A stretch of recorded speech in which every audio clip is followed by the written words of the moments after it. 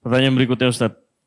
Baru-baru ini terjadi pembubaran kajian Ustadz dan penolakan dakwah dari salah satu asatis di salah satu daerah oleh sebuah ormas. Bagaimana kita sebagai penuntut ilmu menyikapinya Ustadz? Karena kami melihatnya adanya fitnah-fitnah yang dilontarkan terhadap dakwah sunnah Ustadz. Ya Allahul Musta'an. Allah tempat kita memohon perlindungan ya. Memang dalam dakwah itu ada suka dukanya. Ada suka duka. Akan ada yang menerima tadi saya bilang, ada yang menolak. Itu biasa. Kita mendoakan bagi teman-teman kita yang belum bisa menerima, maka agar Allah SWT berikan hidayah. Tapi ini bukan berarti harus menghentikan dakwah, gitu kan?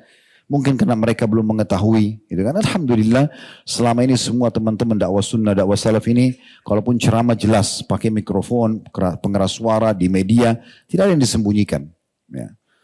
Saya pernah berbicara dengan seorang tokoh, kebetulan tidak sengaja ketemu di musim haji.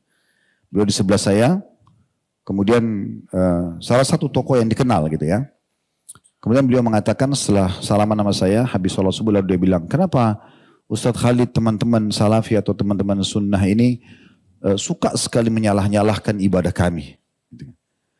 Dan seterusnya dia sebutkanlah beberapa syubhat-syubhat yang disampaikan, tapi intinya merasa terganggu dengan dakwah ini. Setelah selesai belum menyampaikan semua, terus saya mengatakan, antum sudah selesai? Dia bilang iya. Terus saya bilang, antum izinkan saya untuk menjawab ini? Dia bilang, ya silakan. Saya bilang yang pertama, bisa antum cari siapapun di antara ustadz yang dikatakan salafi atau sunnah, ya, yang biasa mengatakan atau dikatakan dakwah salaf itu, yang coba membawa masa memberhentikan amalia antum. Coba datangkan satu contoh saja. Kami juga punya masa di pengajian, datang ribuan orang dengar. Tapi belum pernah kami datangkan masa untuk memberhentikan amalia yang antum lakukan di masjid antum, di pesantren antum, di rumah antum, tidak pernah.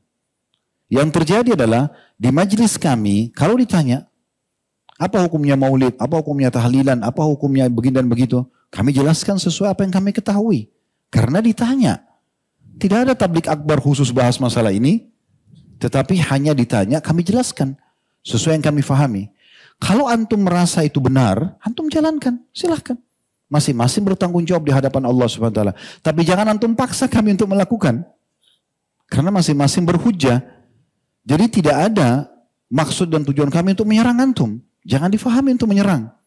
Karena tidak ada materi khusus membahas tentang masalah amalia antum, tidak ada. Kalau ditanyakan kami jelaskan.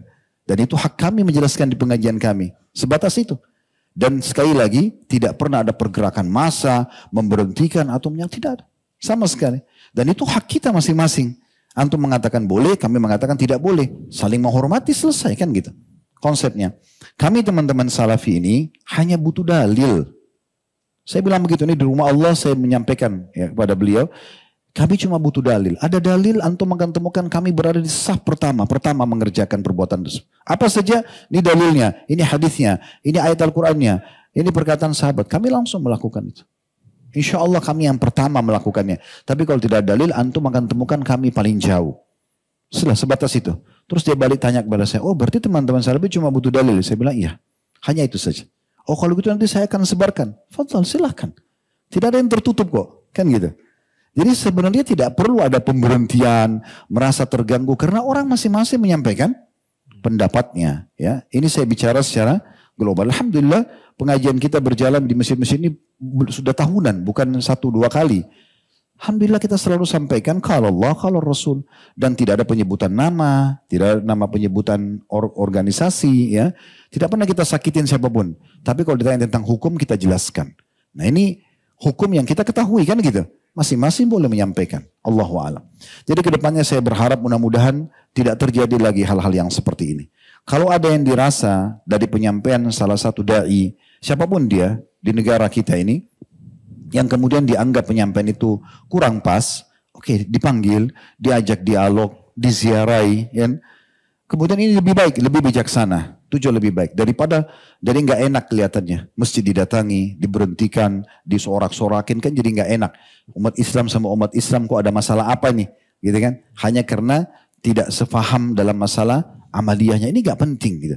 Apalagi sama-sama ahli sunnah itu sama sekali tidak diharapkan.